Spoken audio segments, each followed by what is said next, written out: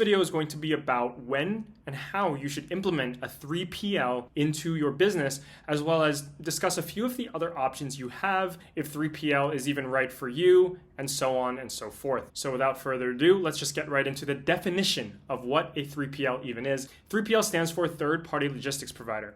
3PLs basically help with warehousing your products, fulfilling the orders to the customers, and receiving the returns from the customers.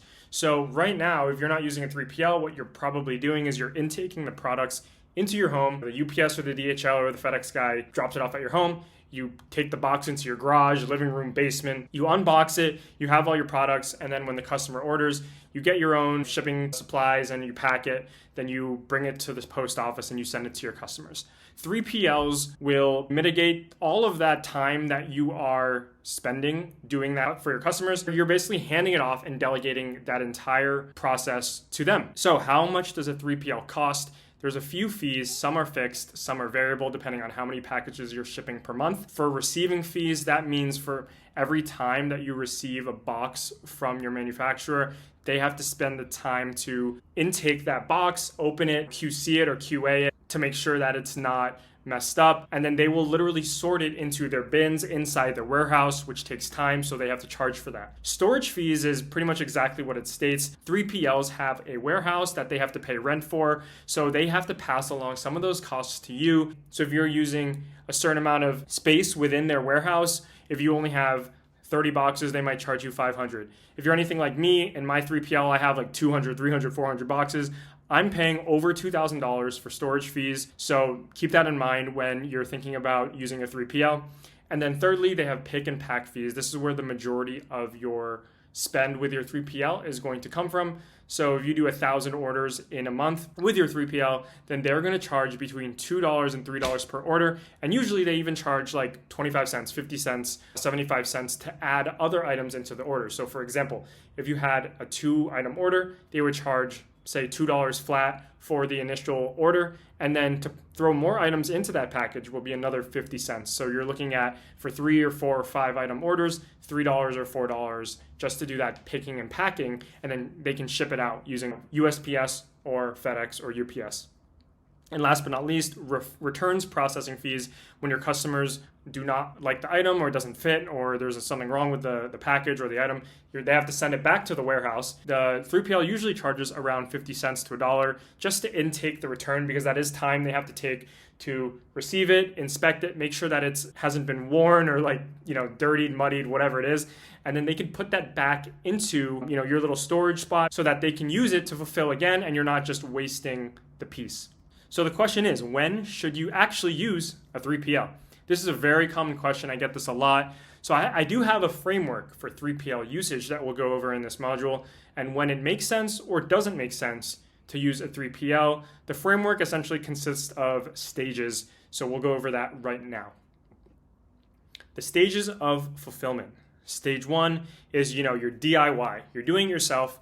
You receive the packages into your home, you're packing it and shipping it yourself, and this is good for up to 0 to 200 orders per month. It saves you the most amount of money, which is important because you are literally in the most scrappy stage of the business, trying to get it off the ground with only a couple hundred orders per month or less. But it allows you to personally handle all of your products and to know your product very well. Whereas like for me, if I'm using a 3PL, I don't really see my product too often. So I'm not knowing it as well or as intimately as if I'm literally like managing it in my house and picking and packing it and sending it out to my customers. So knowing your product, the quality of your product is super important, because that way you'll know how to improve upon the product as well. Beyond that, it also allows you to do personalized notes to the customer if you're fulfilling it from your house, which is huge for LTV as well as customer affinity, so that they can love your brand essentially when they receive that handwritten note, and then they will be able to order again and again and again because they understand that you have that personalization and care for who they are and the fact that they supported you. So stage 2 is when you start to do more orders per month, between 200 and 600 orders per month. This is when you will get a storage unit.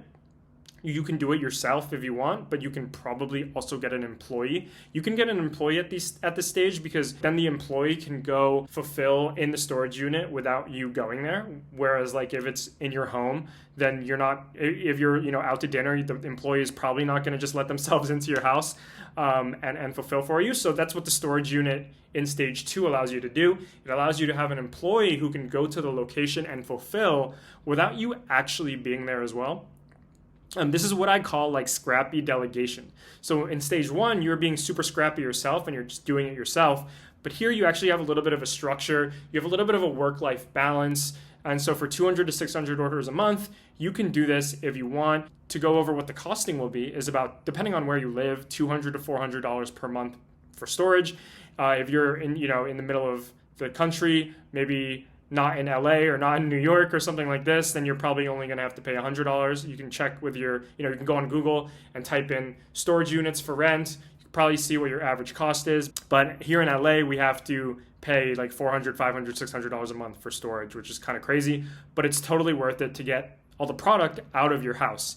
And then for your employee who can come pick and pack 2 times a week, 3 times a week, 4 times a week, like Monday, Wednesday, Friday, Saturday, something like this, you can pay them between $500, $800, $1,000. Work it out with someone. It could be like, a local high school student, a friend who's in college, someone who could use the extra money and has a flexible schedule so they can come a few times per week. You can pay them out bi-monthly or on a monthly basis, or even structure it like per order, like $1 per order or something like this, so that if you do 1,000 orders, you pay them $1,000.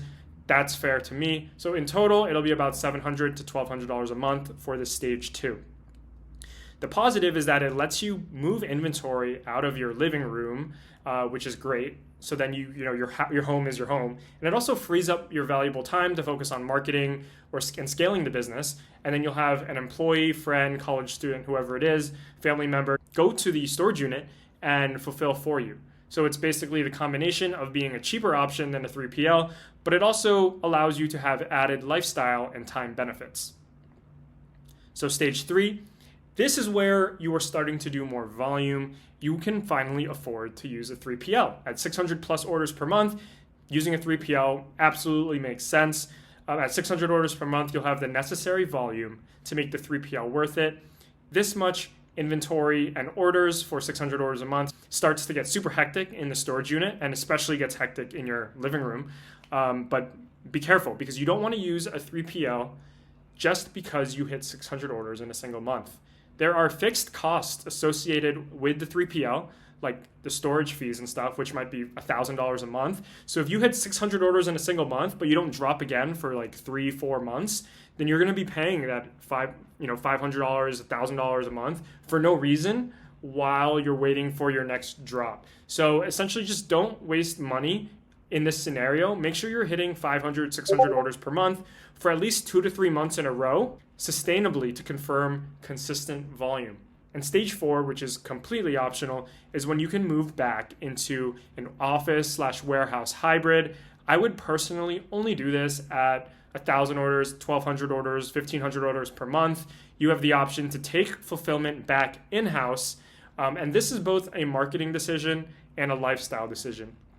So for me personally, I do a lot of traveling. So if I got an office or a warehouse or something like this, it would go to waste because I wouldn't really be going into the office too often. Whereas like if you're kind of like, like an introvert or kind of like a hometown guy where you kind of just stay in one spot, then the added benefits of this is that you will actually use the warehouse and the office every single day, and all your employees will come in, your partners will come in to work with you. And the benefit is that content creation for your clothing business will actually be very easy. It'll be more productive, as well as cheaper than the 3PL because you're paying for the convenience of essentially delegating it to them. They manage the employees, they manage the rental with the warehouse that they're using. They have all the softwares and everything like that. So it's cheaper actually to have your own warehouse where you hire employees and manage them. However, the cons are that it adds complexity because now you have employees, you have to manage your own rent. So it might be cost effective, but now you have additional complexity on top of already scaling the business itself in terms of revenue and marketing. You have to manage the inventory and also manage employees, hire and fire them. That also takes time. So as a summary, DIY your fulfillment at first. This is extremely good for getting to know your product, being very personal with your customers, making sure that each package gets a little love so that when they receive the product and they open it, they get this personalized message like, hey, thank you for ordering again. Just noticed that you ordered this. You're going to love XYZ. So they're going to feel loved and special that you've written that note for them with their name and everything. Secondly, you can do a storage unit with an employee, which is optional so that you can delegate and move the inventory out of your house. Then you can use a 3PL as you scale and can start affording those fixed storage costs. And then optionally, you can take it back in-house so it's easier to make content in the warehouse, behind the scenes content, and save money. But do keep in mind, you will be adding complexity because now you have to manage warehouse, insurance, as well as managing, hiring, and firing employees so that you can fulfill your packages as a business. So hopefully that was helpful and answered the question of when and why and how you should incorporate a 3PL in the stages of fulfillment within your business.